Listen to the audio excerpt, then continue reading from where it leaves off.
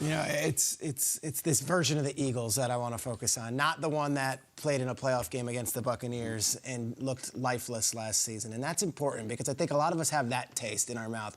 Kind of got in the playoffs. The Cowboys didn't start their starters at the end of the season. Eagles find their way in, and it's like house money. We'll go against Brady and the Bucs, and they get the doors blown off them. And now you look at this team, and I think if they were to play any team in the NFC, they would be the favorites right now. Any team in the NFC. That includes the Cowboys. That includes, obviously, all those NFC West teams, including the Niners. I think if the Eagles are hosting a playoff game right now, they would be favored. And the reason they'd be favored is because they have an identity. I love that A.J. Brown caught touchdown pass. I love that Jalen Hurts has 140 passer rating.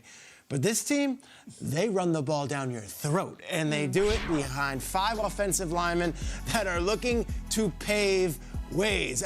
This is the stat. Since Jalen Hurts took over as the quarterback in 2020, it's the Eagles, not the Ravens with Lamar, not the Titans with Derrick Henry, not the Browns with the two-headed monster of Chubb and Hunt. It's the Eagles who have the most rushing touchdowns in the NFL. And they do it in a variety of ways. Miles Sanders is not considered Derrick Henry. And you don't necessarily think of Jalen Hurts as Lamar Jackson.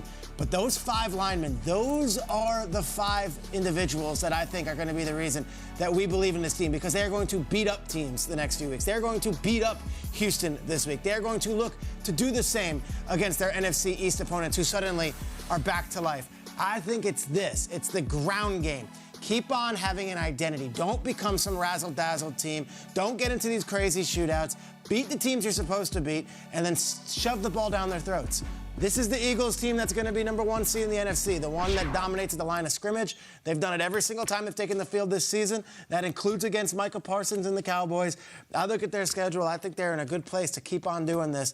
Not necessarily an undefeated season, but 1 seed in the NFC, host playoff games, and who wants to go into the Link in a playoff game in January if they're running the ball like this? They are a tough team to play. They are a brutal team to size up against physically. Yeah, the Link is going to be rocking and rolling. That place is loud on any given big-time, primetime game. But a playoff game, that place would be jumping, no doubt. I agree with you, Shregs, and I love that you're pointing out the offensive line, the running game. Listen, this has been the most physical offensive line even coming into the season. So really, to solidify it, they just got to be healthy. But those 2 tackles, Lane Johnson and Jordan Mailata, 2 of the best in the league right now. And I think when you look at what they're doing on the ground, look, it's great, and that's awesome. But the reason why we're talking about them in a different light is because of what Jalen Hurts is doing with his arm. Look, he ran for 10 rushing touchdowns last year, right? We know he can do that. We know that's what they do well. You just pointed all that out so eloquently. And we know how physical they are. But this is what's putting them over the top. All right, it's Jalen Hurts with his arm.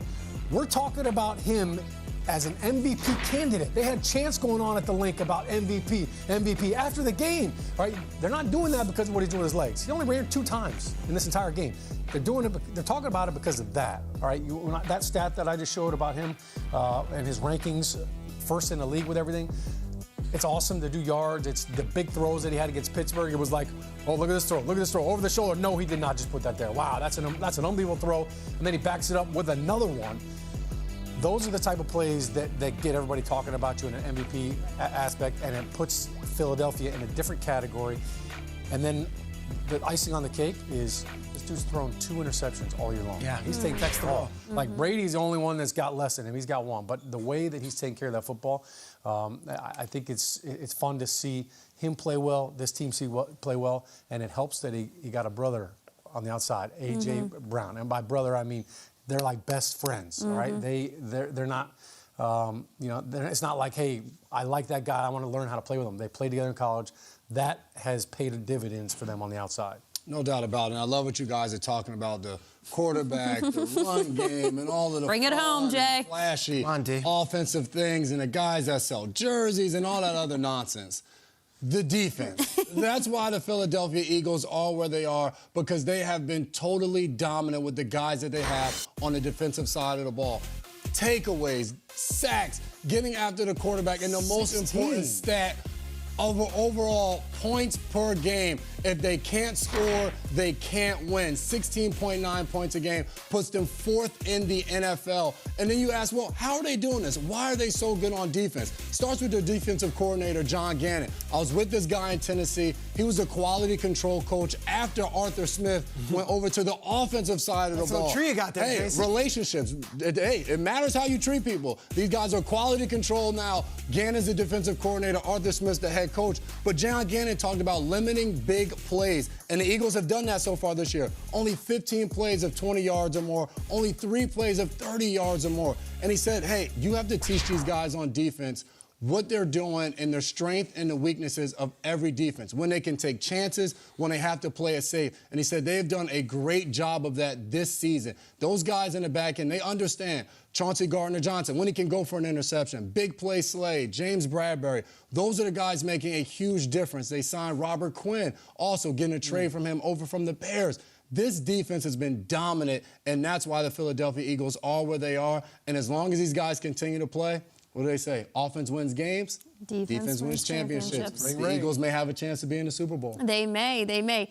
I like what you guys are doing here. This is very much like a brick-by-brick mentality. Everyone has highlighted some of the most important and special parts of this team. But I am going to put one more brick on top of Peter Schrager's point, which is the run game. But as it pertains to Sean's point, which is Jalen Hurts' run game, the guy can throw. He can throw to A.J. Brown, Devontae Smith. He looks really good in the passing game. But Jalen Hurts' ability to extend plays, not just timing-wise to find himself room along the line of scrimmage to make a play in the passing game, but his ability to move upfield while he still has the ball in his hands. He looks good as a running back, statistically scoring touchdowns so far this season. He's got 6, which looks fantastic. He has scored more rushing touchdowns than Saquon Barkley so far this season. That's impressive. But here's the thing about this team. The next 4 games, they are playing against the bottom half run defenses in the league. In the NFL, it is not until December 4th that they play the Tennessee Titans, who have the best run defense in the league. So, again, this team, I think a Super Bowl winning team, potentially a potential team that doesn't lose a game in a season.